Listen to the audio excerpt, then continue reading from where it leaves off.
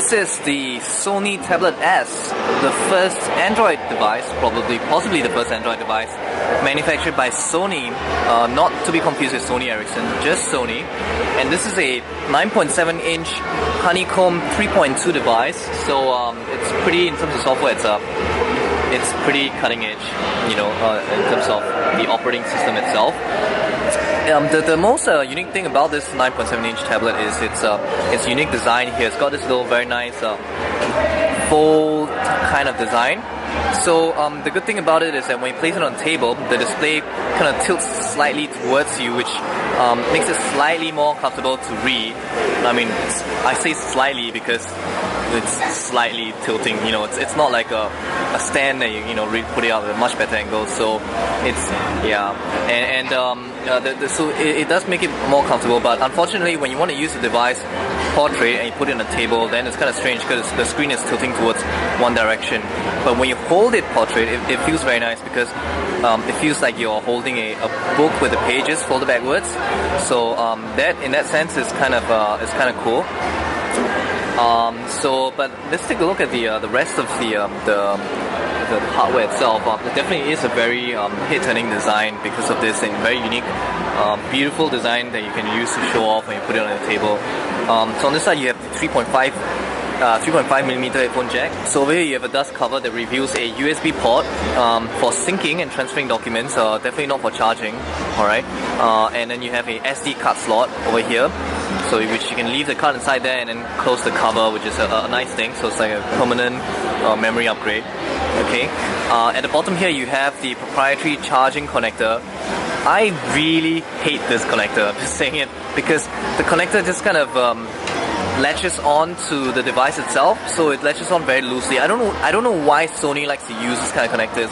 Back in the day when they were producing Palm OS devices, that was like 2005, they used to have this kind of connectors as well, and they keep breaking because it's kind of soft and just kind of dangling on the device itself. For something that's sending a lot of electricity into this device, it's kind of scary that it's just kind of hanging there. So that's probably one of the things that I hate about it. I would much rather if it's a normal connector. And by the way, unfortunately for tablet devices, they need a much more powerful charging device, so you can't charge from micro USB. It's the same for any other honeycomb device, so it's nothing different about that. By the way, there's a stereo speaker, so there's one on this side, and there's one on this side as well. So which is nice, good audio. Over here you have the power button, and then you have an LED indicator here to indicate when it's charging and when it's done charging, from orange to green.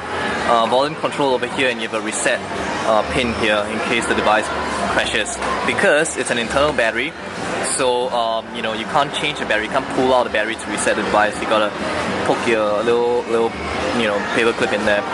Alright, on the back here, you can't see it, but there is an infrared sensor and transmitter over here. I'll tell you what that's all about later. Behind here you have two little knobs for you to put the device on the table. You've got a camera over here that's a 3-megapixel camera with autofocus. Unfortunately there is no LED flash. And then you have the Sony logo on this side, and you've got a PlayStation logo on this side as well, which is this is actually a certified PlayStation portable, the Android as part of the PlayStation Android program. Alright, and then over here you have a lanyard thing. You'd be wondering like who would hang a 9.7-inch device on their hand. It's more of a lanyard that you kind of put in there so you don't accidentally drop the device, and it's just kind of apparently all Sony devices, no matter how huge, you don't know it, but their 104-inch TV comes with a lanyard as well. No, that was a joke. Okay, that was a joke. Anyway, back to the device itself. Alright, got a front-facing camera on this side, which is a 0.3 megapixel camera, so it's not a very fantastic camera, but then again, nobody cares about the front camera. So now let's talk about Android. It's running on Honeycomb 3.2, like I said, and so it's the newest version of the software. And one of the things that Sony has always been good at is coming up with a good multimedia entertainment software. And you know what? The Tablet S is no exception. So you got your usual honeycomb stuff here, but there are a lot of custom applications, and they're all actually pretty cool looking. I mean, even their music player, so you can actually put this cover art view. It makes sense for a device that's this big for you to have this really nice, pretty throw around album art type of thing. Touch it and the music starts to play. It doesn't make sense for UI like this for for the for a smartphone, Motorola. And so over here you can see the normal tile library as well, in case you want to navigate it traditionally. So it's very pretty and very functional. But they have this thing called favorites, which I'm actually kind of fond of for a multimedia centric device. So you got this whole thing, very nice user interface that organizes stuff. You have your games here as well. So this is all of your games that, your PlayStation games that you can install. Like I said, this is a PlayStation certified device. So the only other device that I know of that's certified is the Sony Ericsson Xperia Play. So this is the Sony Tablet S is another one, and you can download PlayStation games off the store and play them. It's kind of a PlayStation emulator. So I've got Crash Bandicoot, right? So you have the your left shoulder, right shoulder, your PlayStation controls here. And the cool thing about this is that this user interface is customizable, because the tablet screen is kind of big, so it's up to you, depending on your hands, how far you want the left shoulder buttons to be. Some games you don't even care about the left shoulder button, so you might put it far away. You can resize the controls as well. So like from here, on-screen control settings, I can say I can shrink the panel, I can make it bigger if I want to. I can shift the shoulder buttons anywhere I want, and things like that. So that's a very nice touch. Back to the favorites here. So you also see music and videos and photos organized right over here, and in a very nice organized user interface. Even web bookmarks are placed here as well, which is a very nice touch. So it's kind of like a multimedia center, right? So you got some settings here. You can reorganize some things. You can drag some things into this favorites panel as well. So you come home, just launch the favorites apps and start doing your multimedia stuff. Speaking of multimedia stuff, there's some really cool things that you won't find on other tablets, and which is very signature Sony. Like their previous Palm devices came with built-in TV remotes, and now in 2011, now with their first honeycomb Android device, they've done the same thing. They've added a TV remote, a universal TV remote, so you can add a registered device in two ways. Either by the easy registration by choosing your TV model, the brand or the model name if you have them, or you can learn from a remote control. Just hit the learn from a remote control, point the remote control at the device, and then for example, just click next. Let's say, and a whole bunch of devices, not just TVs, but DVRs, Blu-ray players, and stuff like that. So if I go there, what you can do is that you can just say, okay, volume control, program volume control right now, and click stuff like that, and which is really nice. So all you need to do is come here and register all of your devices at home. Just hit them, right, and then you can kind of control your volume, turn the TV on and off from here, and stuff like that. So it's a very cool thing to have. So this really is like the kind of thing that you would buy and leave it at home in your living room to help you manage your entertainment devices.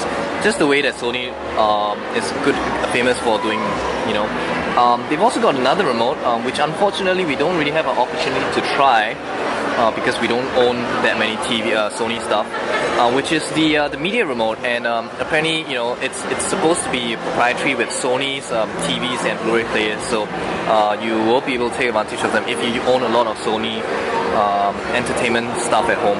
But if not, it's kind of useless to you. They've got other stuff. There's a PlayStation Store, which unfortunately you can't use it in many countries. So if you happen to be in a country that has the PlayStation Store, then you're quite fortunate. If not, the rest of these, they speak for themselves. They're pretty cool apps. Well designed by Sony, just like their multimedia stuff that you find at home. DLNA is supported as well. So one more thing about it is that they customize the launcher up here. Speaking of customizing the app launcher, they allow you to organize the app launcher in 3 different ways, from A to Z, newest first, or custom. And the great thing about custom is that you hit on the settings button and you can move things around. You can even organize the entire applications using separators, which is a very nice touch. A really nice way to organize all of your apps. They've also added these little custom icons here where you can add things onto the top taskbar. Of course, there's a limit of 4 apps, so you can only put 4. I can put my Gmail up here so that I can always launch the Gmail regardless of which screen I'm using. One thing I need to mention though, as we're heading into 10 minutes of this video, the tablet is not very light, so my hands are actually feeling pain right now because I'm holding this tablet at this angle for the past 10 minutes, just FYI. So that was the Sony Tablet S, a very multimedia-centric tablet, home entertainment tablet that is very useful if you have them at home, on your living room, in front of your TV and things like that. And yeah, if you thought this video was helpful for you, you like this video, give us a thumbs up. And don't forget to subscribe to our YouTube channel, youtube.com/65bits, and visit our website, www.tech65.org. And this is Gear65 featuring the Sony Tablet S. I'll see you guys soon. Bye.